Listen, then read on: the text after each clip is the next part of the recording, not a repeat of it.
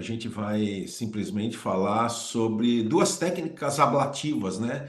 Mas hoje as técnicas ablativas são dos tumores císticos pancreáticos. Uma delas é a ultrassonografia endoscópica guiada, com uma ablação ecoguiada pela ultrassonografia endoscópica, e outro é o método convencional que é praticado, né? Que é a cirurgia. É um trabalho coreano, é um trabalho interessante, né? Que eu acho que vale a pena vocês terem uma visão a respeito disso. Então é exatamente isso que o Dr. Rodrigo vai falar. E depois, o Dr. Jorge Guedes vai apresentar um caso, que eu acho que é um caso que suscita bastante discussão, é um caso que está ocorrendo cada vez mais, né? E a gente precisa realmente discutir, porque esses casos estão aparecendo para a gente cada vez mais e a gente tem que saber exatamente aquilo que a gente vai fazer em relação a esses pacientes. Então, Fernando, por favor, fique bem à vontade, pode apresentar aí o trabalho. Bom dia, professor. Bom dia, pessoal. Obrigado pela apresentação. Como o professor bem disse, hoje vai ser uma ativa discussão sobre um trabalho coreano que ele fala, é um estudo comparativo sobre o tratamento ecoendoscópico ablativo versus cirúrgico para os tumores císticos pancreáticos. Já que a gente está falando sobre os tumores císticos, a resecção cirúrgica ela surge como uma alternativa real e prática, né, para resolver as doenças císticas do pâncreas. Porém, ele apresenta alguns detalhes, algumas complicações.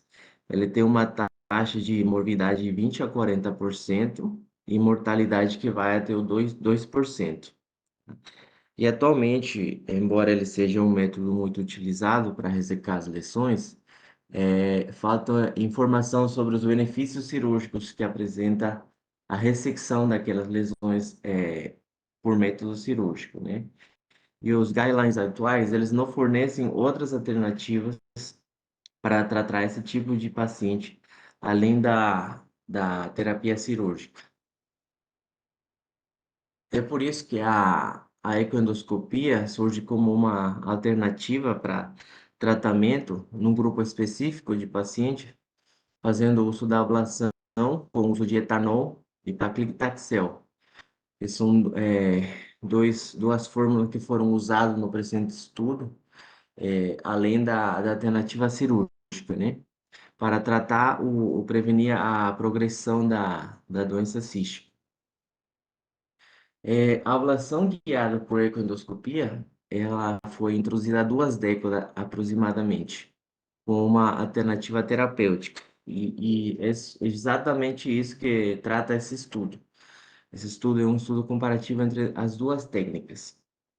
E falando um pouco sobre a metodologia do trabalho, ele foi um estudo retrospectivo, baseado em dados da Coreia do Sul, que vai entre janeiro de 2004 até dezembro de 2019, né? E ele estudou única e exclusivamente pacientes com cistos uniloculares ou oligoloculares. Eles definiram a presença de 2 a 6 cistos no parênquima do pâncreas. Esses pacientes foram submetidos à cirurgia, alguns deles, e outros foram submetidos à ablação guiada por ecoendoscopia. Resumindo, esse é o que trata o trabalho, né? E falando um pouco sobre as características dos pacientes, eles apresentavam tumores císticos do pâncreas, que tiveram aumento de tamanho no follow-up. Aqueles cistos foram presumivelmente mucinosos, maiores do que 3 centímetros. Paciente com tumores císticos sintomáticos, aqueles que comprimem algum órgão ao redor, seja o ducto pancreático principal, ou seja paciente que apresentou pancreatite aguda, apresentou dor ou icterícia, ou aqueles tumores císticos que foram clinicamente indeterminados, né? A ablação foi guiada por ecoendoscopia, aqueles pacientes que não são candidatos para realizar um procedimento cirúrgico, devido a que eles recusaram a cirurgia ou eles apresentavam um alto risco cirúrgico.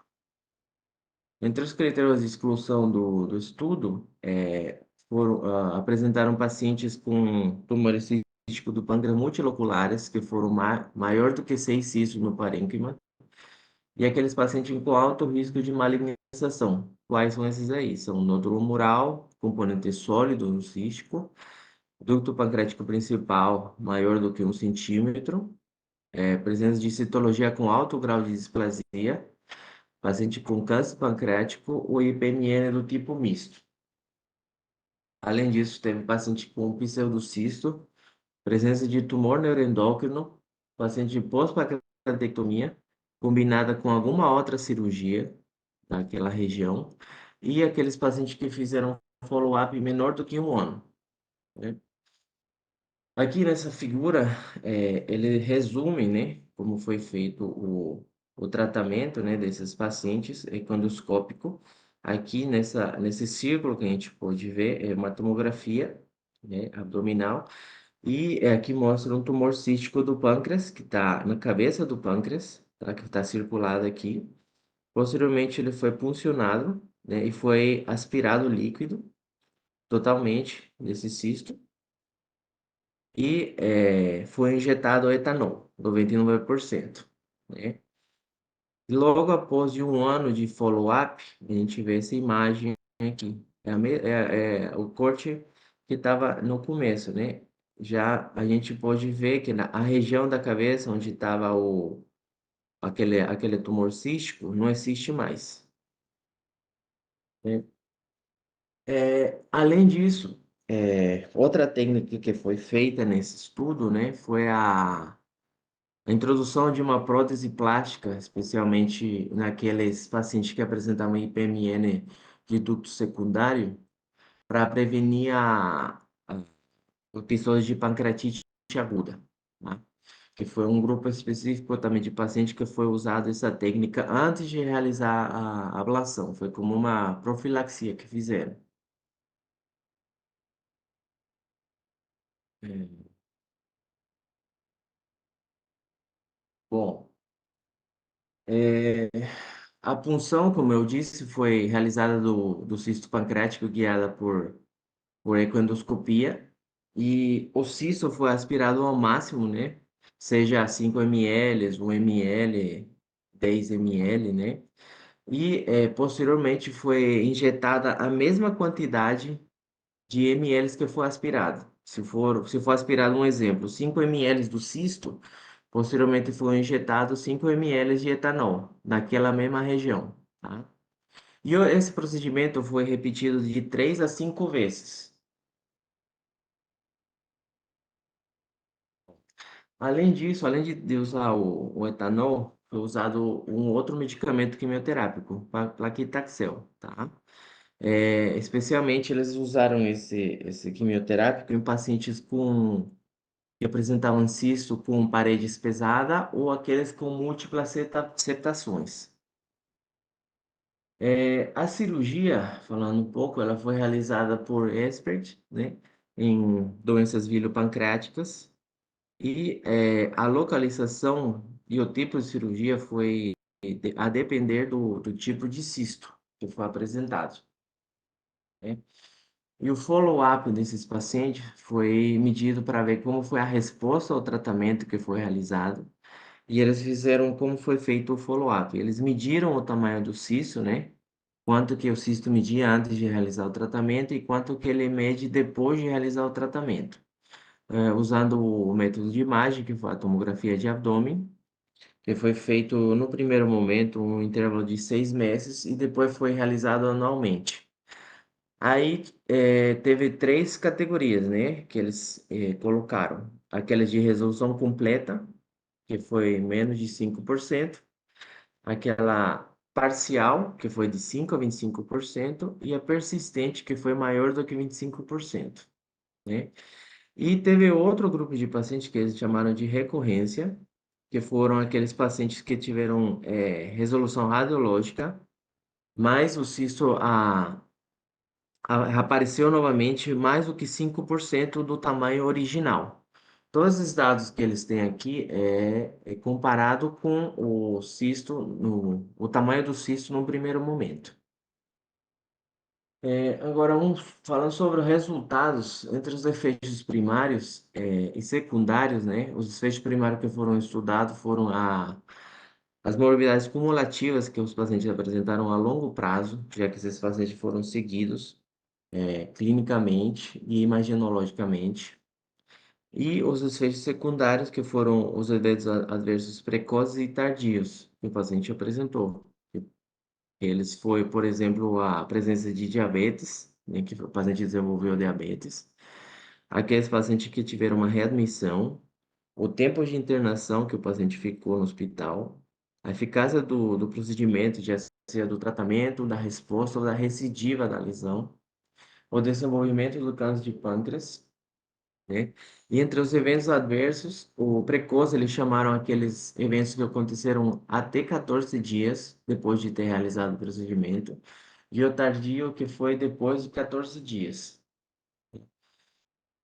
O análise de longo prazo do estudo foi naqueles pacientes que realizaram a ablação ecoguiada, foi superior sobre a cirúrgica, né? Em terminologia de morbidades, aquelas morbidades cumulativas, a presença de eventos adversos maiores, precoces ou tardios, e principalmente a preservação da função do pâncreas, que foi um quesito que eles ressaltam muito no estudo, tá?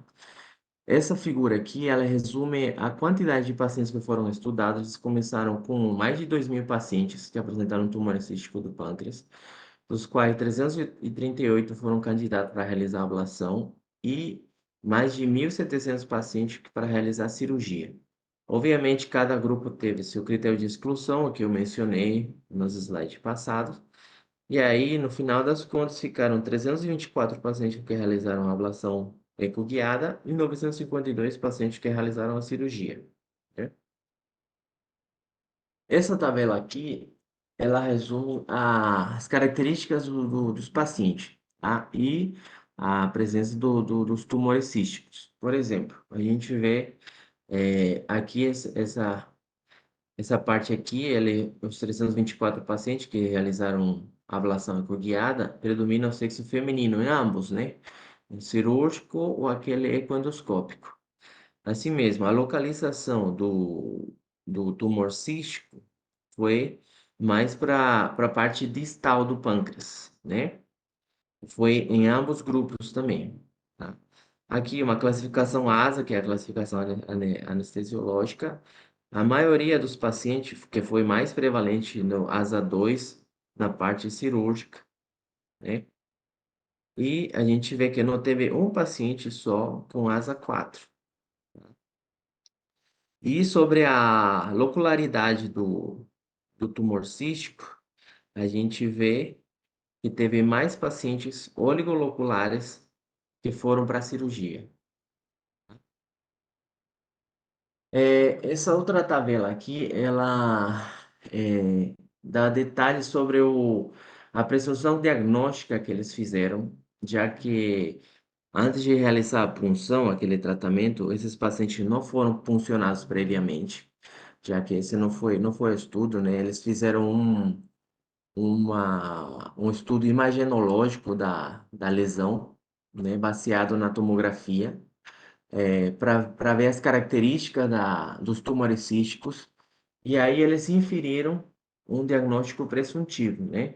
Que foram IPMN, neoplasia cística mucinosa, neoplasia cística serosa ou aqueles cistos indeterminados. A gente vê que predomina a neoplasia cística mucinosa, né? E aqui são os dois grupos, o grupo da ecoendoscopia e o grupo da cirurgia, né? Entre o grupo da eco predomina a neoplasia cística mucinosa e o grupo cirúrgico predomina o IPMN, né? Que a gente vai ver mais para frente o diagnóstico histopatológico desses pacientes, a peça cirúrgica, né? E a total resolução do quadro, né, que eles colocaram também a resposta ao tratamento, aqueles que tiveram um tratamento completo, parcial e persistente, né? Aqui na parte econdoscópica, a gente vê que a resposta completa é a que predomina, né? E aqui é tipo cirurgia que foi realizada nos pacientes. aqui que predomina é uma pancreatectomia distal. E essa figura, aquela curva de Kaplan-Meier, ela mostra que faz uma comparação dos pacientes cirúrgicos com aqueles que realizaram a ablação guiada por ecoendoscopia. Mostra que os pacientes por ecoendoscopia, eles apresentam menos morbidades a longo prazo, né? Comparados com o grupo cirúrgico, né? Que foi acompanhado durante os anos. Né? Bom, essa outra tabela aqui, essa tabela é bem importante. Eles fizeram assim mesmo também para comparar aqueles desfechos a longo prazo, aqueles resultados a longo prazo. Eles usaram essa classificação aqui nessa tabela da direita. Essa classificação é uma classificação cirúrgica, tá? Não é uma classificação ecoendoscópica. Isso pode ter gerado algum grau de viés nesse estudo, mas foi a classificação que eles usaram, que vai em 5 graus, né? Primeiro grau, que seria alguma alteração pós-operatória dos pacientes, que não requer qualquer tratamento farmacológico ou de intervenção, né? E o grau 5, que é o máximo, que é aqueles pacientes que foram para óbito, né? Então, principalmente foi o grau 3, 4 e 5 que foi avaliado em aquelas complicações de longo prazo, né? Que foram as precoces e as tardias, né? A gente vê aqui também que a mortalidade, por exemplo, comparado aos pacientes cirúrgicos com aqueles guiados por ecoendoscopia, teve um paciente cirúrgico, né, que foi a óbito. Aqueles pacientes que foram readmitidos, foi também prevalece o grupo de pacientes cirúrgicos. Assim mesmo, também os pacientes que realizaram maior tempo de internação hospitalar, foi o cirúrgico, e aqueles pacientes que desenvolveram diabetes depois de ter sido tratados, né? E aí a lista continua. A parte cirúrgica tiveram maior resolução do quadro, né? Teve maior resolutividade da parte cirúrgica. Aqueles que tiveram uma reintervenção foi da parte cirúrgica um só e da parte ecoendoscópica teve 11 pacientes, tá? E aquela falando sobre a recorrência de câncer. Aqui a gente pode ver que tá igual, né? 2 a 2, né? Não esquecendo que aqui eles compararam 310 pacientes versus 310. Foi a mesma quantidade de pacientes que foi comparado. Bom, e essa outra tabela, ela é uma comparação entre o que eu já tinha falado antes sobre os diagnósticos presuntivos, né, daquelas lesões, né? E eles depois fizeram o estudo da peça, né, aqueles pacientes que foram para a cirurgia, para ver qual foi o, o resultado anatomopatológico, né? Por exemplo, eles presumiram que 140 pacientes apresentavam IPMN. Aí, aqueles pacientes que foram para a cirurgia, verdadeiramente desses 140, 111 deles eram um IPMN.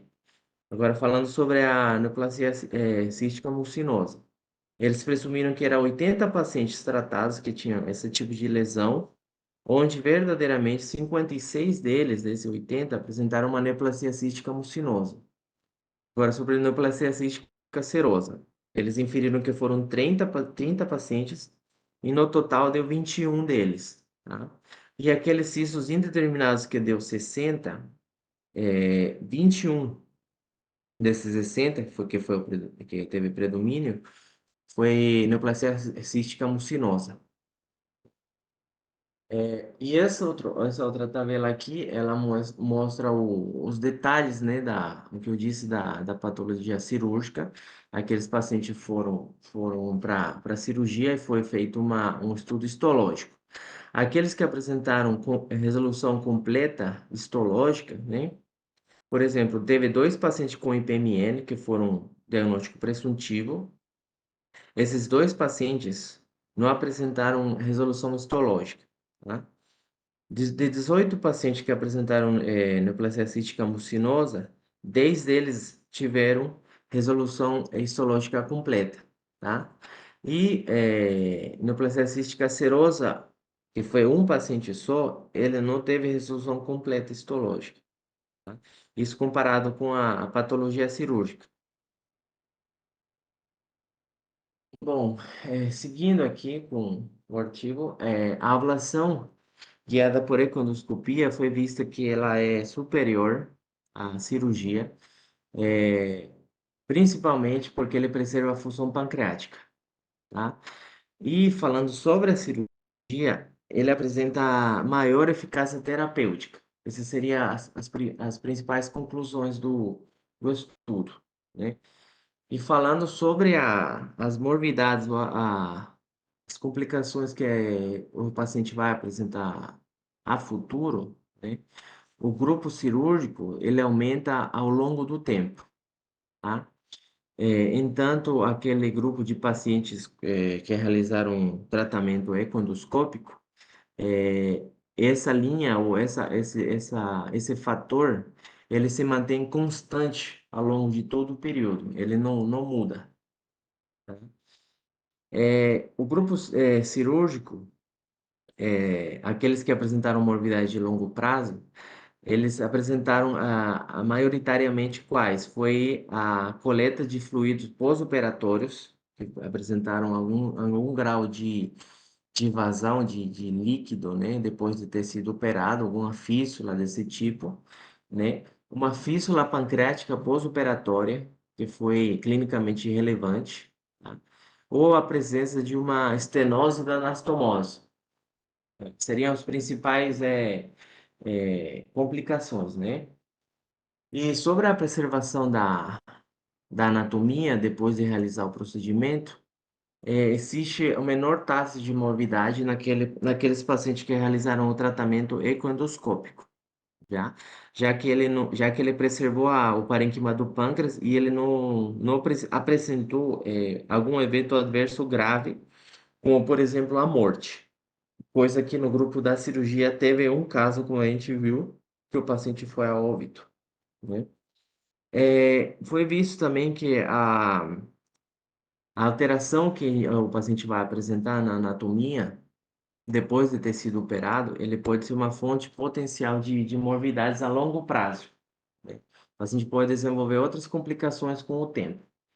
E o grupo da ecoendoscopia, né, que realizaram a ablação, já que ele preserva o parênquima, parece ser que ele previne o desenvolvimento de diabetes, tá?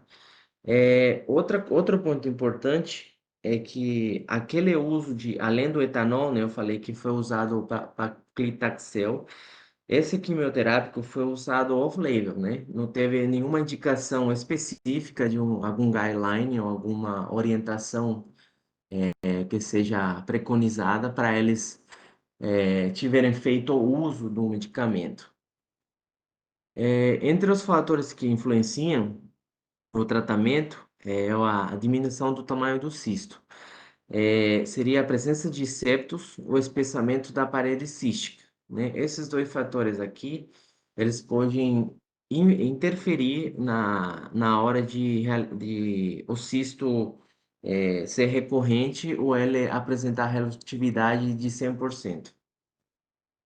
É, entre o grupo que apresentou menos eventos adversos, né, que foi ao grupo da ecoendoscopia, a viscosidade da mucina parece ser que ele impede o avanço do agente ablativo pelo ducto pancreático principal. Meio que pode dizer que ele protege, né, a região para que o paciente não desenvolva a pancreatite. O que que eu posso destacar sobre o estudo, né, o artigo? Que esse é um estudo que avalia um tratamento minimamente invasivo, que seria a ablação com o uso de econdoscopia, né? E evita complicações de longo prazo, entre as principais seriam o desenvolvimento de diabetes. Ele preserva a função do pâncreas, né? É um tratamento menos agressivo. Ele é um tratamento muito bom para paciente com alto risco cirúrgico e ele apresenta alta resolutividade, né? Entre as limitações do estudo que eu vi, que eu consegui perceber, existe uma incongruência entre os métodos comparativos, cirúrgicos e endoscópicos, já que, como eu expliquei naquela tabela da classificação, eles usaram uma classificação cirúrgica para realizar uma avaliação endoscópica, né? Já que atualmente não existe, eles não tentaram comparar, eu digo pera com maçã, né? Eles avaliaram as complicações cirúrgicas com tratamento endoscópico, né? É, qual a principal falha aí que eu vejo? Que ele pode superestimar, né, os resultados endoscópicos versus resultados cirúrgicos, né? Além disso, né, eu posso dizer que eles usaram o stent plástico, que eles locaram no ducto pancreático principal, mas como uma hipótese teórica, né? Eles não seguiram algum guideline ou alguma orientação específica para ter feito esse procedimento, né? E eles fizeram uma presunção das lesões estudadas, né? No, por conta da mesma metodologia que eles usaram, que eles iam puncionar o cisto, eles não conseguiram dar um detalhe histopatológico prévio à punção, né? Só foi feita depois, né? E entre as conclusões, eu posso concluir que o tratamento ablativo com o uso de ecoendoscopia é superior, né, ao cirúrgico, falando de cistos uniloculares ou oligoloculares, devido à preservação do parênquima e ele ser seguro a longo prazo, né? O que a gente tem que se atentar é a escolha correta dos pacientes, já que alguns deles podem apresentar alto risco de malignidade ou malignidade suspeita, e esse grupo específico eles deveriam ir diretamente para a cirurgia, tá? Devido a que eles apresentam alto risco de eles ter uma recaída. Isso seria tudo, obrigado. Obrigado, Fernando. Fernando, coloca sua tela aí no coisa, por favor, e vá na tabela 2, na Tá, tabela eu vou de abrir figura aqui. 2 que você colocou. Bom, como vocês podem ver, esse é um trabalho interessante que mostra uma opção, né, ao tratamento dos cistos, né? Exatamente essa daí, dos cistos, mostrando realmente o que é que a gente pode fazer do ponto de vista ecoguiado.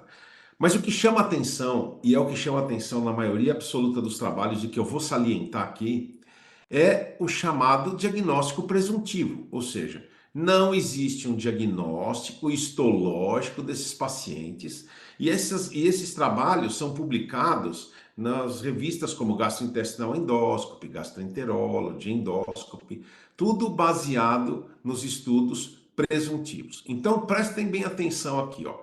Vocês estão vendo aqui que tem 140 pacientes com IPMN e o resultado foi correto só em menos de 80%. Quando se fala em neoplasia cística mucinosa, a imagem que eu vejo, quer seja ela por ecoendoscopia, quer seja ela por tomo, quer seja ela por ressonância, só vai fazer o diagnóstico correto em 70% das vezes. E além de tudo, prestem atenção, ó, vocês têm 30 casos de neoplasia cística serosa, e se você somar as neoplasias císticas serosas de todos os outros grupos, você vai perceber que nessa coorte, 30% dos doentes foram operados de forma necessária, já que o cistoadenoma seroso é uma doença que, uma vez que você faça o diagnóstico antes da terapêutica, é um paciente que pode se ir de alta. Não é necessário sequer você fazer controle. E você pode só, por exemplo, durante a sua evolução, ter um aumento de tamanho e esse paciente pode desenvolver algum risco de compressão extrínseca de estruturas. Então veja como os resultados. Eu sempre digo o seguinte, né? E é isso que eu queria ouvir a opinião de vocês. Esse é um trabalho que foi publicado no Endoscopy, se eu não me engano. Então veja só o bias que tem num trabalho como esse, com erros diagnósticos, né? A gente não vai discutir aqui o IPMN e a neoplasia cística mucinosa, o antigamente chamado cistoadenoma mucinoso, mas a gente vai se ater às neoplasias císticas serosas. Então, prestem atenção como tem neoplasia cística serosa que está sendo operada de forma desnecessária.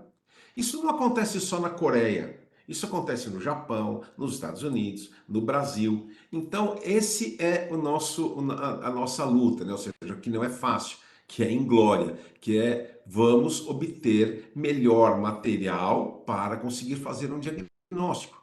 Isso que é importante. Então, agora eu passo a palavra para vocês.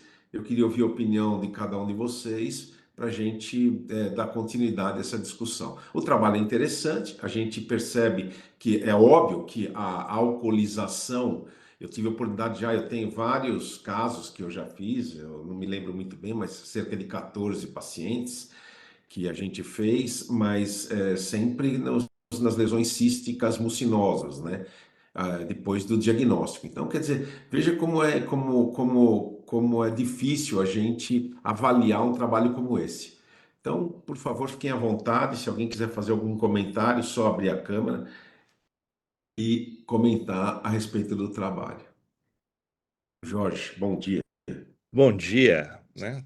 Um trabalho desses, né? Realmente, Celso, ser publicado numa revista de alto padrão é surpreendente, né? Primeiro porque, assim, metodologicamente, o trabalho é muito falho. E o que eu acho pior é que ele queima uma técnica que tem um potencial de utilização real, que a gente sabe que precisa ser cientificamente validada e sai um trabalho assim, né, que gera toda sorte de dúvidas, né? Como você bem falou, né, a inclusão aí de cistos serosos na decisão terapêutica é absurda, né? E eu chamo a atenção aí, pega a tabela 1, por favor, Fernando, se você puder pegar, porque essa tabela 1 Tabela é a tabela 1. aí. Essa tabela demográfica, né? Então, essa tabela, ela vai olhar para a gente o que é que está sendo comparado, se é a mesma coisa, se não é, né? E observe o seguinte, quer dizer, você pegar até as técnicas operatórias, elas são diversas. Você fazer uma cirurgia de cisto pancreático na cauda, que é uma cirurgia que a gente conhece a complexidade dessa cirurgia, envolve vascularização esplênica, etc. É completamente diferente daquilo que acontece na cabeça. E isso tem diferença significativa entre os grupos que estão sendo trabalhados, né? Tá aí, esse P 0,04 mostra que os grupos diferiram com relação à localização, que é um dos elementos que a gente tem critério. A diferença de asa também, né? É inadmissível que a gente compare pacientes com diferentes riscos e depois atribua à cirurgia todos os males aí que a gente sabe que são consequências próprias da cirurgia, né? O Celso já falou no que diz respeito aí à ausência de comprovação prévia, né? O próprio Fernando já mencionou aí a utilização de uma técnica completamente sem critério, que é a colocação de prótese para proteger entre o ducto pancreático principal. Não entendemos como isso foi decidido, quantos pacientes foi decidido. Nós não temos nessa tabela 1 a distribuição de idade dos pacientes, que é um fator importantíssimo no prognóstico, né? Então, é um trabalho ruim, não pode chegar a conclusão alguma, né? E eu lembro aqui que nós estamos agora uma paciente, eu, Marcos Clarencio, e até agora entrou também o Rodrigo Surjan, né, na decisão de fazer ou não a técnica ablativa numa paciente relativamente jovem, sem complicações mórbidas maiores, com um cisto que vem crescendo, mas que tem 3 histologias negativas para malignidade, e ela morre de medo de cirurgia, né? E como isso tem sido difícil para a gente, porque essa paciente fez um périplo aí médico, passou passou por São Paulo, aí houve opinião pessoal da USP, que foi contrária a qualquer técnica ablativa, voltou para Salvador, estavam programando a técnica ablativa, um outro colega cirurgião contraindicou, né? E a gente está aí nessa discussão se vai operar, provavelmente vai operar, a essa altura eu já acho que ela está tão suscetível aí, né, com relação à técnica ablativa, está tão aterrorizada com relação à técnica ablativa que eu acho que é melhor mesmo que ela vá para a cirurgia. Mas são decisões, eu acho, Celso, que ou a gente parte para fazer uma coisa séria com o IPMN, tanto diagnóstico quanto terapêutico, né? Por parte de fazer uma coisa séria que eu chamo é um trabalho bem controlado, com diagnóstico prévio, com pareamento de situações semelhantes, ou a gente vai ficar vendo esse samba do crioulo doido aí, e é muito ruim isso, porque queima as técnicas endoscópicas ao invés de fortalecê-las, né? É isso que eu acho, viu? Não, perfeito. Eu só quero comentar e complementar isso que você está falando, que, na verdade, por exemplo, nesse seu caso, que você está junto com o Marcos Florencio, o diagnóstico foi de IPMN, correto? A biópsia mostrou um diagnóstico de IPMN, né, Jorge? Exato, e PMN não Não é maligno maligno. até o momento, Então, né? uma coisa tem que ficar claro para o cirurgião, né? Nós temos aqui um cirurgião, o Dr. Rodrigo Sujan, que é o seguinte: não pode, não dá para você contraindicar dizendo qualquer coisa da evolução da técnica ablativa. Você não tem condições de falar absolutamente nada sobre isso. Diferentemente do procedimento operatório. Esse trabalho, por exemplo, ele mostra muito mais e permite muito mais conclusões a respeito do procedimento operatório que propriamente dito do procedimento ablativo ecoendoscópico. Por quê? Porque esse trabalho, se você prestar bem atenção, se a gente só separar aqueles pacientes que foram operados, eles são bem controlados, ou seja, eles têm todas as características de controle, inclusive com follow-up grande.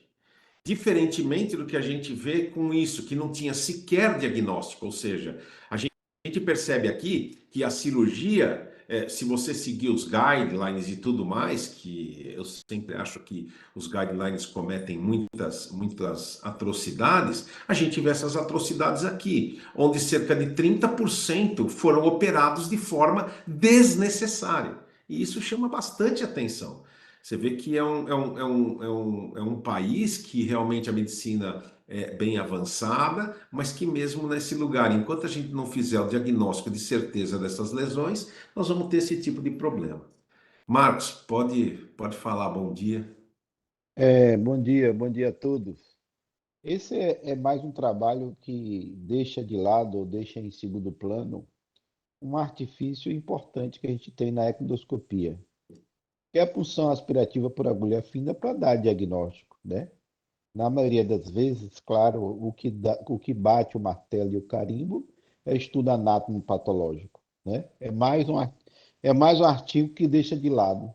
E o que eu sinto também, com algumas exceções, né, a exemplo de Sujan, e ontem também o Dr. Sebastião Santos demonstrou isso, é que o espírito do cirurgião é um espírito de cirurgião e não um espírito também associado de um clínico, né? Veja que ontem, na sessão que eu ouvi, Celso, duas coisas que me chamaram a atenção. O japonês do Hospital das Clínicas, que é um cara muito experiente, ainda duvidando que aquilo era um neuroendócrino com a histologia, entendeu? Por outro lado, você veja a abertura de mente do cirurgião Sebastião, né? Mostrando, valorizando a técnica que foi feita e mostrando ele que esses dados de quase 30%, quase 3% de mortalidade de cirurgia, ele é subestimado, né? Ele acha que até mais nos pacientes, especialmente os pacientes SUS e tal. Então, veja a mentalidade como é que é. Mais um artigo e que coloca de lado, né, um artifício que a gente tem que é fundamental dentro da endoscopia, né, que bate realmente um martelo em um bocado de situações, que é a punção aspirativa, né? Eu não sei por que isso é colocado de lado, não sei se eles não gostam porque não tem uma técnica, não tem um patologista, né, treinado, fala muito de citologia e não microhistologia, né? Mas a gente tem que continuar fazendo isso, funcionando, né? Dando diagnóstico precoce, não esperando só que tenha nódulo dentro do cisto para dar diagnóstico, né? Até alterações mínimas a gente tem que impulsionar. Exemplo que a gente teve recentemente, um paciente de Jorge que o cisto não chegava a 2 centímetros e era diagnóstico de câncer, né? Então, esse instrumento a gente precisa utilizar mais que a pulsão aspirativa. A verdade é essa. Perfeito, Marcos. É exatamente isso. Eu acho que não tem muito o que discutir. Eu acho que a ecoendoscopia com biópsia ela é fundamental, mas o que chama atenção é que o que dita a norma mundial está nas mãos de pessoas que fazem citologia. Enquanto forem fazer citologia, essa daqui que vocês estão vendo, exatamente esse trabalho mostra bem os resultados da citologia que a gente tem na tabela 2. Você vai ter um diagnóstico no máximo coincidente com o procedimento cirúrgico em aproximadamente 70% das vezes. E isso eu estou chutando alto. Isso eu estou chutando alto para as lesões císticas. Talvez isso seja verdade para as lesões sólidas e para as lesões císticas a gente está um pouco menos. E o pior, para mim é muito pior, você operar uma paciente que tem uma neoplasia cística serosa. Aí é problema. Então, eu já cuidei de pacientes no pós-operatório que foram reoperados cerca de 7, 8 vezes e o diagnóstico final da anatomopatológica é a neoplasia cística serosa. Então, por exemplo, você até lembrou bem do caso de ontem, é o seguinte, os cirurgiões, eu sempre brinco que, com todo respeito ao nosso grande amigo Rodrigo Surjan, mas os cirurgiões parecem aquele peixe que você pesca e coloca no cesto, né? Ele está se debatendo de todas as formas para tentar voltar para a água, mas está difícil, porque com essas técnicas, como por exemplo a radiofrequência, a ablação com álcool, eu vou ser sincero, a partir do momento que isso for seguro, a partir do momento que realmente isso modifica a característica do epitélio, evitando um câncer, olha, eu vou te dizer uma coisa, eu não gostaria de ser operado não, honestamente. Depois eu quero ouvir a opinião do Rodrigo. Humberto, você ligou a câmera, por favor, fique à vontade para fazer seus comentários. Bom dia. Antes de pegar o gancho aí do Marcos, da sessão de ontem, eu queria defender o Surjão para não botar ele no mesmo cesto de peixes. Exatamente. Eu acho que ele continua nadando, Não, não se o Surjão é um debatendo. cara diferenciado. Não bota ele nesse mesmo cesto, por favor. Coitado do Surjão, ele nem falou e a gente já tá falando mal dele aqui. Tô falando bem, não estou falando mal dos outros. E o Celso já falou do adenoma seroso aí, mas o que me assusta é que nesse percentual grande de IPMN operados, não tem a histopatologia final, se tinha malignidade, se não tinha, né? E outra coisa que me Outro assusta... detalhe bem avaliado. Oi? Outro detalhe muito bem detectado. Não tem, foi lá, deu IPMN, deu lá perto de 80% de presunção, né, de acerto presuntivo, vamos dizer assim, mas não fala da histologia, da peça, né? O que me assustou também, o Jorge já comentou, é a colocação de prótese pancreática. Então, se você tem como critério de exclusão dilatação do ducto biliar, do ducto pancreático, nódulos intramurais, que são fatores de risco até que indicariam uma cirurgia, né? Você colocar uma prótese no ducto pancreático fino para poder fazer a alcoolização, isso também me assustou um pouco, esse tipo de técnica, né? A outra coisa foi esse follow-up anual com tomografia.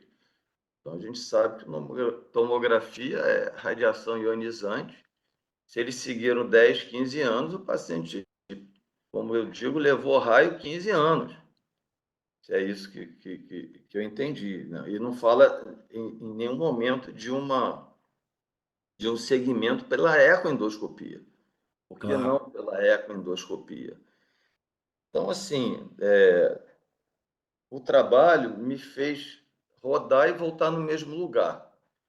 Então, assim, o seroso não se discute, o IPMN continua a gente continua com todas as nossas dúvidas, e acho que, para mim, na minha cabeça agora, eu reservaria esse método para um provável diagnóstico por imagem de cisto, neoplasia cista mucinosa no paciente de maior idade, que o cisto tem um certo tamanho ou alguns sinais de preocupação e que você não vai levar pelo risco cirúrgico, ou pelo status, né, clínico, ou pela vontade do paciente, você não vai levar esse paciente para cirurgia.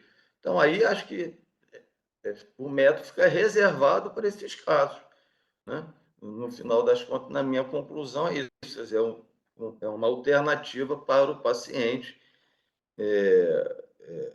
para fazer a ablação. Não vejo assim, a aplicação clínica no dia a dia não me mudou nada, assim, não me trouxe nada, a não ser essa última conclusão que eu faço. Quer dizer, eu não vou colocar prótese no do pancreático paciente com IPMN, não vou mandar operar o paciente com adenoma seroso, né?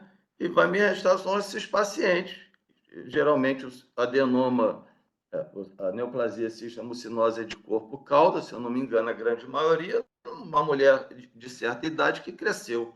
Aí a gente pode oferecer o método. A minha conclusão é essa. perfeito, E perfeito. não quero fazer mais nenhum comentário a respeito de que a clínica é soberana, mas a histopatologia é definitiva. Então, não quero comentar isso aí. Não, foi. Com A gente, imunistoquímica, não, e com imunistoquímica. A a clínica é histopatologia soberana, nem a mas presunção, é definitiva, fala lutar bem contra a lá. patologia é duro, né? Duro. Mas é aquilo que eu falo, realmente vocês viram ontem, né? E cabe para hoje, para esse trabalho, né? Que eu acho que é importante. Nós estamos aqui num grupo que a gente sabe o valor da punção, a gente sabe o valor do que é você ter uma boa citologia, uma boa microhistologia da lesão. Então a gente sabe esse valor, a gente sabe como isso nos ajuda a elucidar pegadinhas que existem em cada uma dessas lesões císticas, ou quer sejam elas nas lesões sólidas. Agora, eu sempre digo o seguinte, né? Brigar contra o óbvio é muito difícil, né? E é o que está acontecendo hoje, que a gente percebe hoje. Então, por isso que eu vou chamar aqui o nosso amigo Surjan, queria ouvir. O Marcos está com a mão levantada. Marcos, você quer falar mais alguma coisa? Por favor, fique à vontade. E aí depois a gente deixa para as considerações finais o nosso Surjan aqui, que é que vale a pena. Eu esqueci de baixar a mão, foi isso. Nada, Ah, não. então Eu tá bom. esqueci. Rodrigo, você quer comentar alguma coisa? Estamos aqui esperando para os seus comentários. Eu não sei se você participou de ontem da reunião do grupo de estudos de doenças pancreáticas, mas se você participou, você também pode traçar algum comentário que eu acho que é importante. Oi, boa noite, bom dia a todos. Eu queria relembrar uma coisa que há algum tempo atrás o Fila falou aqui, já que a gente estava algo sobre inteligência artificial, né? E que todo mundo sempre tem medo da inteligência artificial, vamos ficar todos desempregados, né? A máquina vai roubar o nosso trabalho. E o Fila disse algo que eu não me esqueci mais. Ele falou assim: vão ter aqueles que vão lutar contra a inteligência artificial e vão ficar sem trabalho. Existem aqueles que vão entender a tecnologia e vão se reposicionar no mercado, né? Aqui, acho que a gente está discutindo algo que é uma questão de tecnologia, né? E tecnologia que é definitiva, não adianta você ser o peixe esperneando para voltar para a água, né? A atitude mais inteligente e mais ética e moralmente correta num caso desse é você aceitar essa tecnologia e embarcar e fazer parte. Se não, antes de tudo, quando eu vejo isso, tá, gente? Eu concordo plenamente com vocês, eu estou concordando, tá? Quando eu vejo alguém indo contra algo que é novo, que é potencialmente melhor do que a gente fazia antes, só por reserva de mercado, isso é imoral, né? Você está prejudicando os seus pacientes, não oferecendo o que existe de melhor para eles, só para oferecer o seu produto que é pior, né? Então, mas de qualquer forma, eu acho que isso é uma longa discussão. E o que eu fico pensando, e a gente já discutiu algumas vezes algumas técnicas ablativas aqui, é por que efetivamente essa tecnologia não decola, né? Então, assim, esse artigo está falando sobre algo que é razoavelmente. Sorgina, tem cortado Então, muito assim, a sua a gente já vai internet. para pelo. Perdão, deixa eu me posicionar melhor aqui. Tem Tá melhor cortado. agora, Celso? É, Melhorou? melhorou. Bem, Então, assim, a gente está discutindo algo aqui que é algo que não é recente, é algo antigo. A gente pega artigos de praticamente 10 anos atrás e a gente sempre chega àquela conclusão nos artigos que, não, mas precisam de novos artigos, precisa de mais dados, precisa fazer protocolos randomizados e prospectivos. Quer dizer, gente, sinceramente, assim, depois de ter feito a meia-culpa dos cirurgiões, eu acho que essa tecnologia não decola por culpa de quem está aplicando ela, né? A gente pega um artigo agora que tem múltiplas falhas metodológicas. Eu acho que tem que chegar. E eu acho que isso acontece por causa da disponibilidade de tecnologia e disponibilidade de quem aplica a tecnologia efetivamente fazê-la.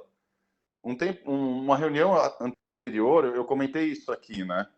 Então, assim, a endoscopia, conforme ela vai tratando mais os pacientes, tendo novas tecnologias e tendo outras formas de atuação, vamos agora colocar o entre aspas aqui, mais invasivas, como essa, vocês entram também para uma nova gama de ter que enfrentar potenciais complicações e que boa parte das pessoas não estão muito afim de enfrentar, né?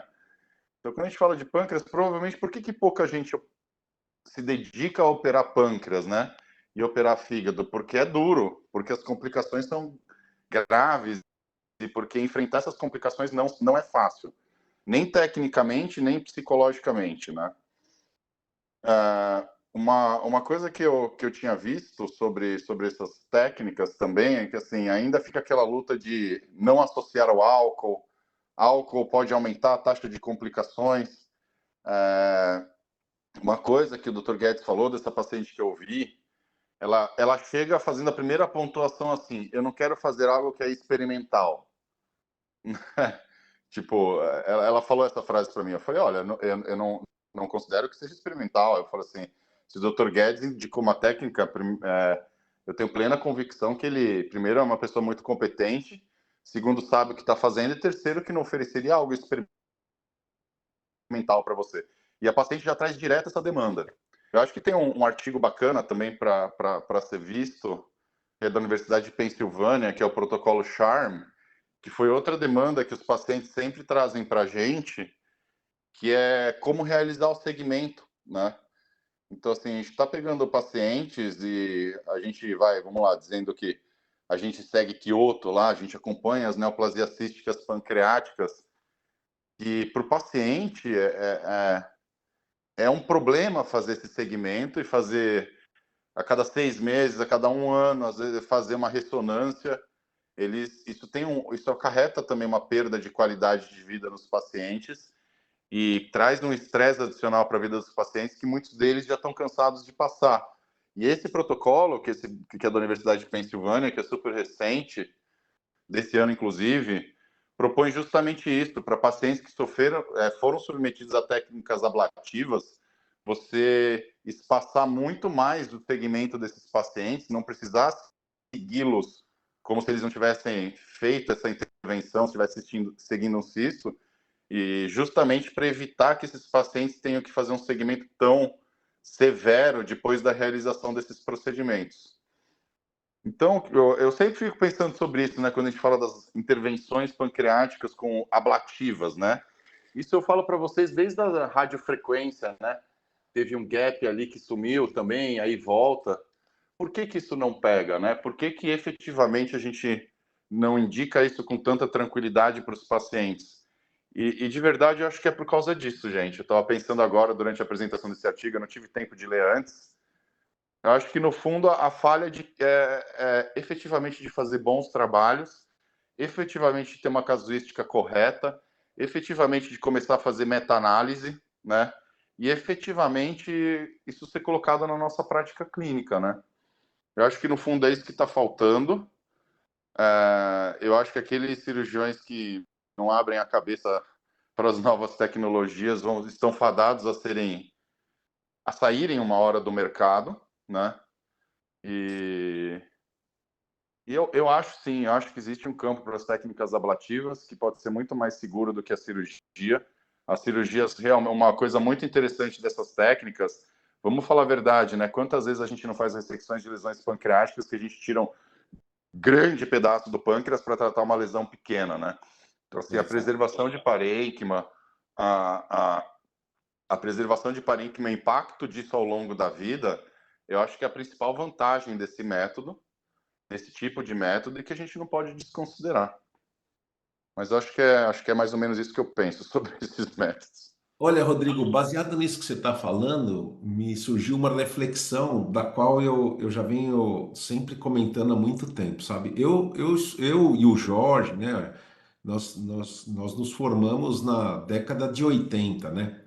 E nessa época, a opinião do expert era muito importante e a opinião do expert, ela gerava trabalhos retrospectivos, né? Trabalhos retrospectivos esses que, na minha opinião, não sei o que o Jorge pensa, mas na minha opinião, esses trabalhos retrospectivos sempre nos ajudaram e muito a evoluir na medicina. A partir do momento que você começa a fazer, como a gente viu, né, com a evolução da ciência, os trabalhos prospectivos comparativos e os trials randomizados, e a gente viu isso na pandemia, tá? Na pandemia, a gente percebe que esses trabalhos, pelo fato de você ter casuísticas muito menores, você tira conclusões errôneas. Eu não sei se você tem essa percepção, mas é uma coisa que eu tenho percebido. No frigir dos ovos, parece que os trabalhos retrospectivos, que todo mundo critica, que acha que realmente é uma droga e tudo mais, né? Eles nos mostravam muito mais a realidade daquilo que a gente vivia, né? Para mim, eu não sei se o Jorge concorda ou não, eu gostaria de ouvir assim, o que vocês pensam a respeito disso. Posso, Ardengue, de imediato, que é um tema que eu gosto muito, que você acabou de dizer, tá? Vamos ser objetivos, gente. A gente vive num ambiente de 40% de fraude em publicações científicas. Todo mundo já viu isso e já viu no próprio dia a dia. 2, a última moda que a gente tem, as duas últimas modas, né? Primeiro é um índice alarmante de fraude. Segundo, foi há 2 anos, falando da pandemia, né? A moda dos paper mills, né? Agora ninguém mais escreve trabalho, você fala o resultado, contrata uma empresa, ela escreve o trabalho com dados absolutamente fraudulentos. Líderes mundiais em paper mills, Brasil e China. E a última moda recente desse ano, que a gente conseguiu implementar um pouco mais a nossa produção científica, é comprar referências, né? Então, importou-se o comprar seguidores no Instagram para comprar referências, empresas especializadas em adulterar as suas citações, dar um boost nas suas citações científicas para o seu artigo, que muitas vezes foi comprado ou é fraudulento, ainda ser muito citado. Essa é a última moda da ciência. Sabe qual que é o problema dos trabalhos retrospectivos, Ardengue? Que todos os interesses envolvidos na saúde não conseguem ir contra eles, né? Então, Exato. quando a gente coloca a moda de que só presta prospectivo, randomizado, controlado, a gente começa a falar de trabalhos caros, longos, muito dispendiosos, que necessitam de uma dedicação imensa de quem está fazendo esses trabalhos e, obviamente, com uma fonte de financiamento por trás dela, que muitas vezes, isso já é comprovado também cientificamente, toda vez que tem uma fonte de financiamento na saúde, a chance de resultados não serem congruentes com a realidade aumenta exponencialmente Então, é a forma que você consegue fazer de colocar a ciência a chegar aos resultados que você deseja. Eu falo isso em aula hoje, em congresso, na faculdade, agora que eu estou dando aula. Eu falo, olha, a gente perdeu uma coisa muito boa, né? É pegar os grandes caras, os ótimos profissionais, os excelentes médicos e professores, e o cara não poder mais entrar na sala e falar: meu, o que dá certo para mim é isso. Você não pode mais falar isso, né? A gente pegou a nossa experiência, a nossa expertise, jogou no lixo, porque agora você só pode falar de medicina baseada em evidência e evidências criadas pela indústria da publicação e a indústria da saúde. Eu concordo Exatamente. 100% com o que você falou. Perfeito. Alguém tem mais alguma coisa para falar? Por favor, fique à vontade. Se não tiver, já são 7 horas. Vamos dar início, então. O doutor Jorge Guedes vai apresentar um caso para que a gente possa discutir. Eu acho que é um caso bem interessante, que ele postou ontem no grupo, e eu acho que é uma discussão que a gente tem que ter, porque cada vez mais nós estamos recebendo crianças, né, com história de pancreatite aguda recorrente, sem causa aparente, e que a gente precisa fazer esse diagnóstico. Então, por favor, Jorge, fique à vontade aí para apresentar o caso. Eu vou passando aqui os diapositivos para você, sem problema. Ok, obrigado. Esse caso, na verdade, é um caso de dúvida do que é que a gente vai fazer, né? Não estou trazendo um caso já resolvido para mostrar uma solução, mas para problematizar com vocês e ver como é que a gente pode encarar. Então, na verdade, um garoto que mora no interior do estado da Bahia, né? Que veio para consulta conosco, né? Na história dele, ele começa a ter um primeiro episódio de pancreatite aguda, e foi internado, chegou a passar 2 dias na terapia intensiva aos 10 anos de idade, né? É, Depois desse episódio, sem nenhuma causa, não havia trauma, não havia infecção, são causas muito comuns em criança, ele passa a ter um segundo episódio aos 12 anos de idade, e nesse segundo episódio, que já foi de uma intensidade leve, né, ele faz uma primeira investigação, não conclui, tem um terceiro episódio no mesmo ano. Aí ele faz um exame de imagem, né, que foi uma ultrassonografia, que levantou a suspeita de microlitíase, mas ele não chegou a ser operado. E esse paciente já chega para mim depois desses 3 episódios de pancreatite em 2022. Chega ele, o pai, a mãe, os 3 chorando na consulta, achando que o menino ia morrer, né? Estou falando isso para vocês verem o drama que a família cria em torno, né? Mas o menino estava muito bem, com bom estado geral, né? E nos pareceu que se tratava, na verdade, de uma pancreatite aguda de repetição. Após o segundo episódio, está indicado, né? Aliás, em criança, o primeiro episódio de pancreatite aguda, se não tiver uma causa claramente definida, já deflagra a necessidade de fazer o painel genético. A gente vai ver isso em, lá em Macau, né? Na verdade, o paciente não foi. é, a gente pediu elastase fecal, pediu uma CPRM e pediu o painel genético. Só que esse menino Jorge, desapareceu. Oi? é Macaé, viu? Não esqueça. Macaé, Macau é China, desculpe. Então ele desaparece, né? E ele volta, na verdade, ele volta agora em 2024, mas nos relata que em 2023 ele teve um novo episódio de pancreatite e foi avaliado em São Paulo. E nessa avaliação ele fez uma CPRM, né?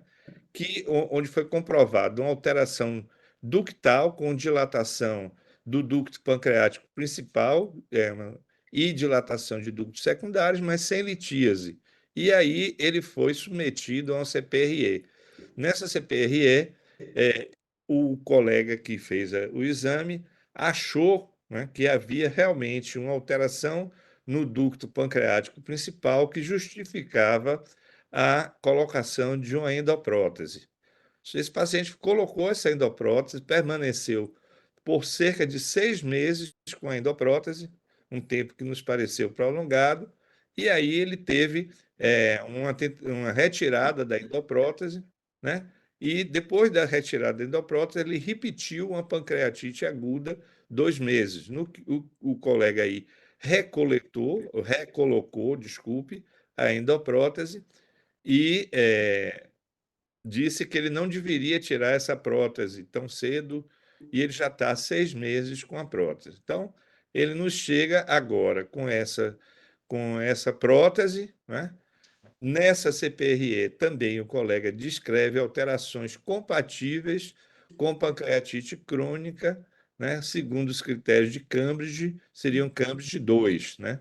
É o que ele descreve, né? E ele ainda não fez nem a elastase fecal, nem fez o painel, genético pancreático. Passe aí para eu mostrar a vocês as imagens, né? Então, essa imagem seccional pode passar aí da ressonância magnética feita em São Paulo, sem prótese ainda, né? Aí vocês vão ver o pâncreas. Então, é um pâncreas com dimensões ainda sem atrofia, sem calcificação.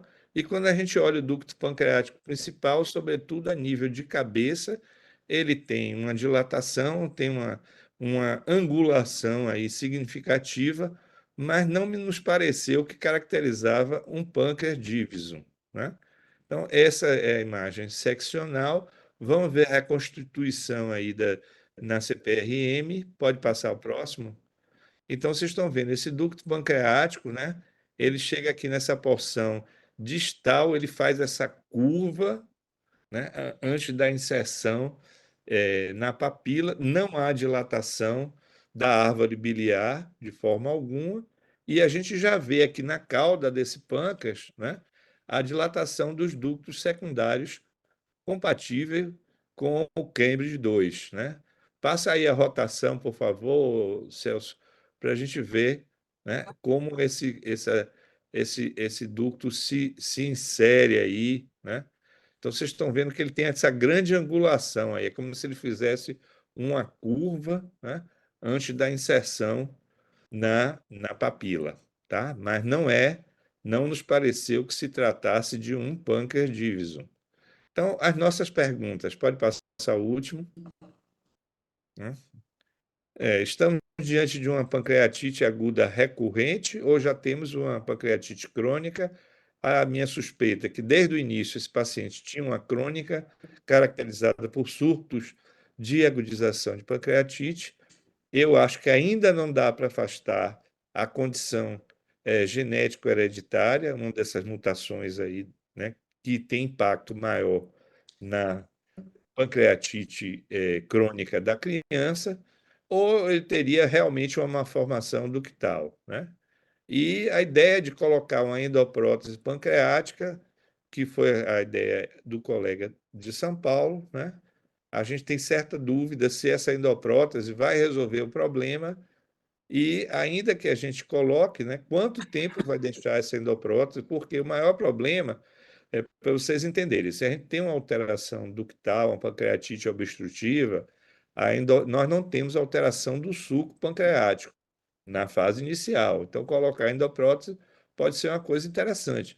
Mas se a gente tem uma pancreatite crônica, esse suco pancreático é um suco altamente proteico, litogênico, né, capaz de formar trombos proteicos, plugs proteicos, como a gente chama, e uma endoprótese só vai intensificar esse processo, sobretudo se permanecer por longo tempo. Eu não tenho dúvida que esse menino pode evoluir com crônica calcífica aí, que a gente vai ver calcificação, mas nesse momento ele ainda está com excelente estado geral, não tem nenhuma manifestação de esteatorreia, nem perda ponderal, que nos sugira que tem uma insuficiência exócrina já com sentido clínico, embora a gente vá fazer a elastase fecal. Então, minha dúvida para discutir com vocês é se a gente deixaria ou não essa endoprótese. Então, está aí o caso. Não, eu queria fazer alguns comentários, inclusive baseado aqui nessa imagem. Quando eu vi essa imagem, Jorge, eu percebo o seguinte: esse paciente tem uma malformação congênita que parece ser uma alça pancreática. Não sei se vocês estão vendo aqui a minha mãozinha aqui, ó. Tem uma parte parcial do ducto que sai aqui e outra que sai por aqui, ó, tá vendo? E aqui, muito provavelmente, ou aqui, né? Aqui deve estar drenando o processo uncinado, e aqui é onde ele desemboca na papila.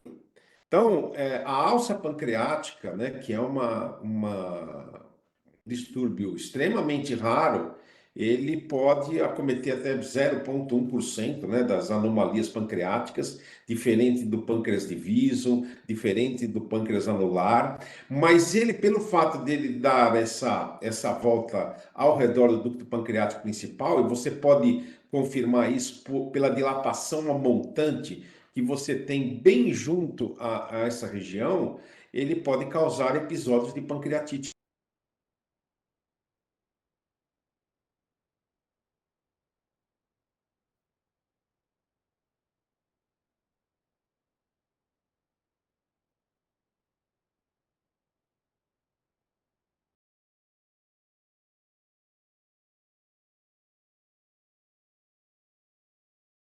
da cabeça pancreática, que causam inclusive uma dilatação aqui na região amontante, mas vocês podem ver que é uma dilatação proximal. Eu acho assim, eu acho que esse paciente vai se beneficiar com a prótese, mas eu não deixaria de fazer as provas genéticas, eu não deixaria. A elastase fecal, prova genética. A elastase fecal, a gente sabe que é um método que realmente pode ser útil, mas ele tem uma falha muito grande, né? A gente sabe disso. E eu não deixaria de fazer também nesse paciente uma ressonância magnética 3 Tesla, ou seja, eu acho que uma ressonância magnética vai conseguir elucidar com melhor performance essa região distal do pâncreas. Então eu encararia esse paciente não como uma pancreatite crônica, como o colega fez, mas eu encararia esse paciente como uma alça, né? Ou seja, uma alça incompleta da porção distal pancreática, com dilatação a montante segmentar, e eu acho que a prótese foi uma boa indicação. Eu não acho que foi uma indicação ruim, não. E eu daria continuidade na avaliação com provas genéticas e tudo mais. Essa é a minha opinião a respeito do caso. Eu queria saber aí o que pensa o pessoal aí, o Humberto, se tem alguma outra coisa, o próprio Marcos Clarencio, tudo. Detalhe, viu, Celso? A prótese, ela passa apenas essa parte da alça, como você falou, e ela vai até o começo da zona de dilatação. Aí, Mais ou menos aqui, né? aí a prótese vai até aí e ele deixou aí, né? Então, ela não E ocupa só os. uma pergunta, do ponto de vista técnico, a prótese é uma prótese de 7 frentes ou de 5 frentes? Eu não tenho esse detalhe para lhe dizer, Celso. Eu posso olhar aqui, deixa eu olhar o lado. Provavelmente deve ser uma de 5 frentes, né? Eu Pode ser vou uma. lhe dizer agora mesmo. Espera aí, deixa eu dar uma olhada. Mas vamos discutindo aí, por favor. Porque, na verdade, o que acontece? Uma prótese de 5 frentes, né? Uma prótese de 5 frentes por 5 centímetros ou 7 centímetros, que deve ter sido colocada, ela vai justamente desafogar a região que está comprimida do pancreático, né? Porque aqui nitidamente você vê que esta região da cabeça do pâncreas, ela está causando uma dilatação a montante. E essa dilatação a montante, como vocês podem perceber, ela é segmentar. Então, eu me lembro muito que o professor Ligurri dizia que quando você tem uma lesão realmente na cabeça, principalmente nos casos de pancreatite crônica, são nesses casos, como está acontecendo com essa criança, são nesses casos que a prótese vai realmente ajudar. Então, foi, eu acho, uma indicação excelente em relação à prótese, mas o tratamento aqui, a colocação da prótese, infelizmente, na minha opinião, não é definitivo. É 10F, viu? Acabo de ver aqui. 10 10 Ô, frames. frentes. É. ô Celso, Então você vê que o ducto está bem dilatado, porque para colocar uma prótese de 10 frentes, realmente você vê uma dilatação que essa ressonância 1,5 Tesla não mostra. Tá? ô Ela não Celso, mostra. Ou seja, a colangiendoscópia retrógrada mostrou uma dilatação maior do que essa daí. ô Celso. Oi? Eu acho, a gente está diante de um paciente que tem uma alteração na morfologia do pâncreas, né? Provavelmente uma alteração congênita. Quando o Jorge me mostrou esse caso, e falou da colocação da prótese, eu acredito que a colocação da prótese, ela não foi. A indicação foi bem, agora a colocação, eu acho que não foi adequada. Porque, veja se eu estou correto. Nós estamos aí precisando de uma drenagem adequada para que esse ducto principal drene tranquilamente e não drene sob pressão. Eu acho, Celso, que a prótese foi colocada, mas a prótese não foi colocada de maneira assim adequada, porque teria que, a meu ver, teria que atingir esse ducto principal que está aí dilatado. Eu acho que ele não conseguiu isso.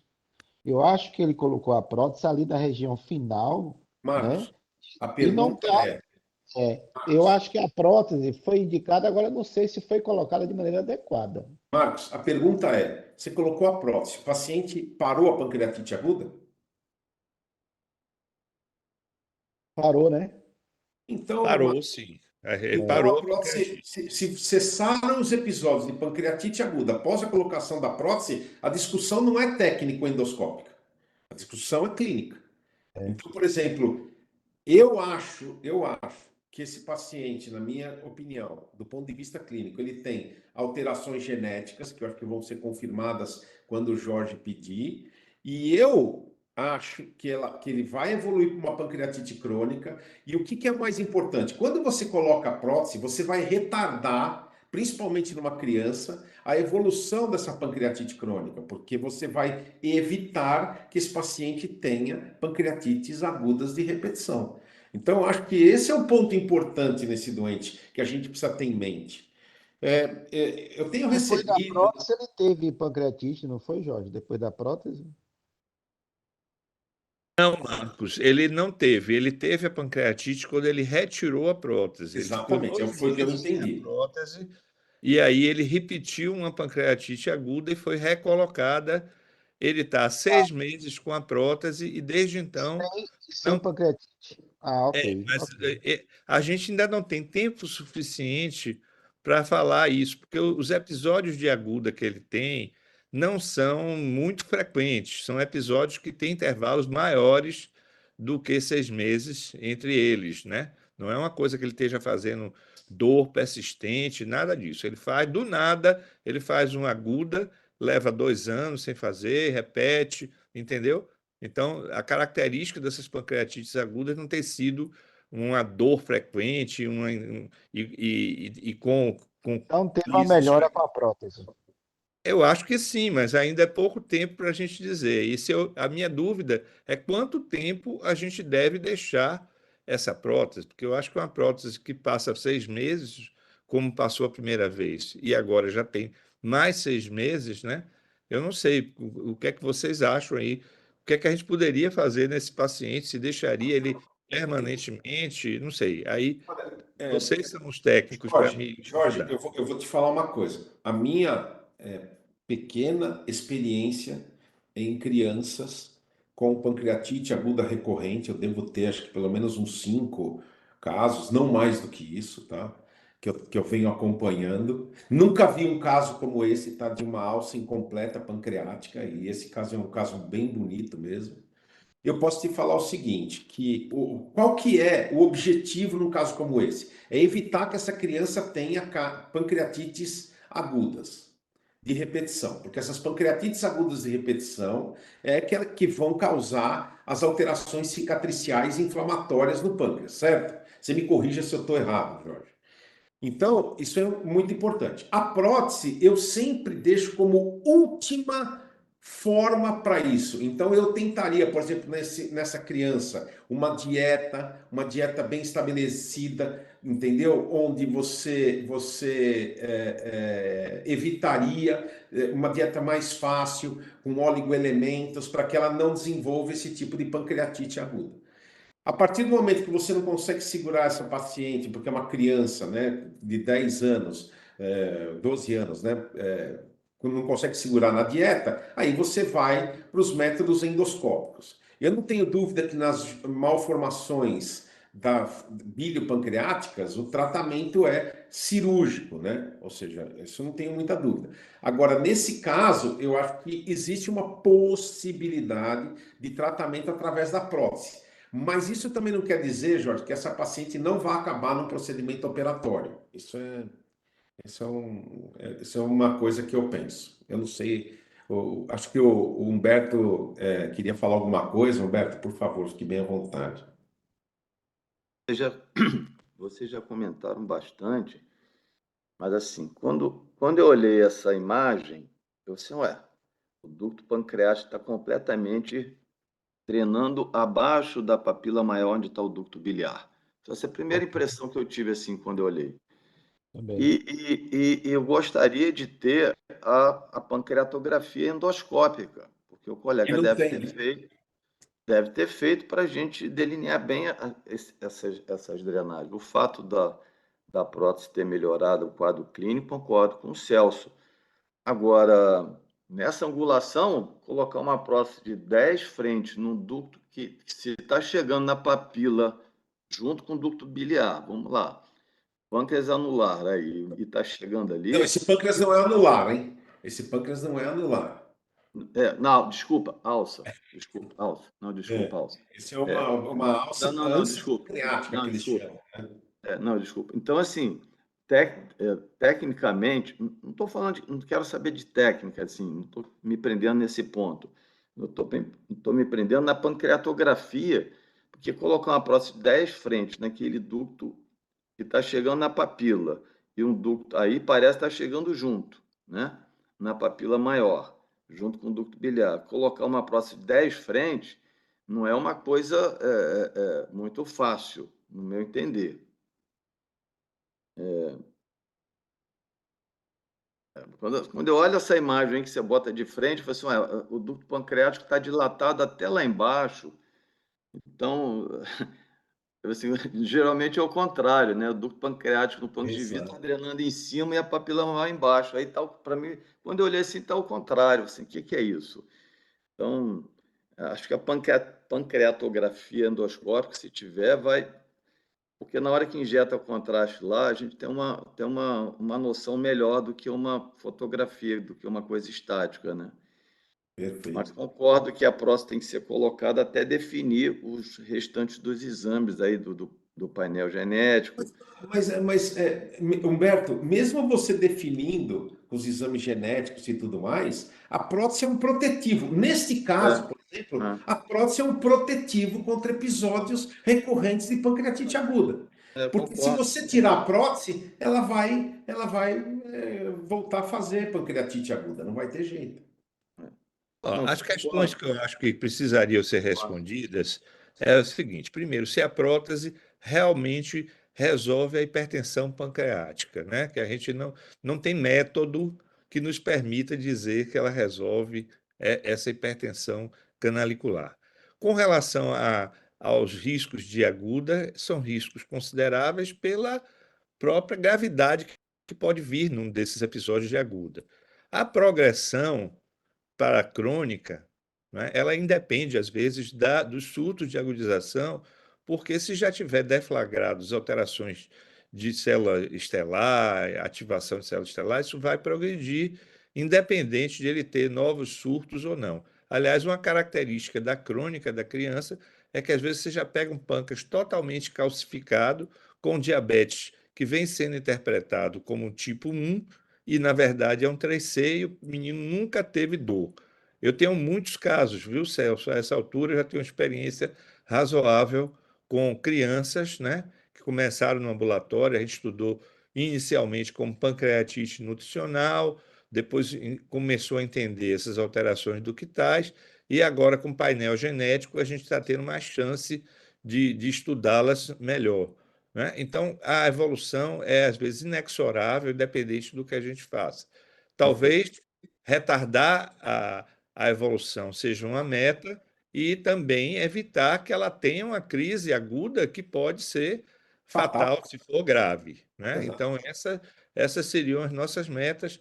Agora, na hora que a gente tiver esse painel, se ela tiver efetivamente um determinante genético para a evolução para a crônica, eu acho que ela é cirúrgica. Eu acho que a gente não vai discutir mais a colocação de prótese. Agora, eu queria ouvir também do Surjan aí a opinião dele, né? O que é que ele acha, se já seria cirúrgico, se a gente espera com a prótese, enfim, Ô, né? Jorge, só, Pois não. desculpa, Surjan, só para corroborar o que você está falando aí, do momento, né, que eu acho que vai ser uma coisa não muito fácil, é que a gente não pode esquecer a gente não está falando da questão técnica, mas a questão técnica eu acho que é importante em relação a que tipo de prótese, diâmetro da prótese, aonde que a parte distal dessa prótese vai ficar, porque a gente coloca a prótese em adulto que tem aquelas alterações já importantes de todo o ducto pancreático.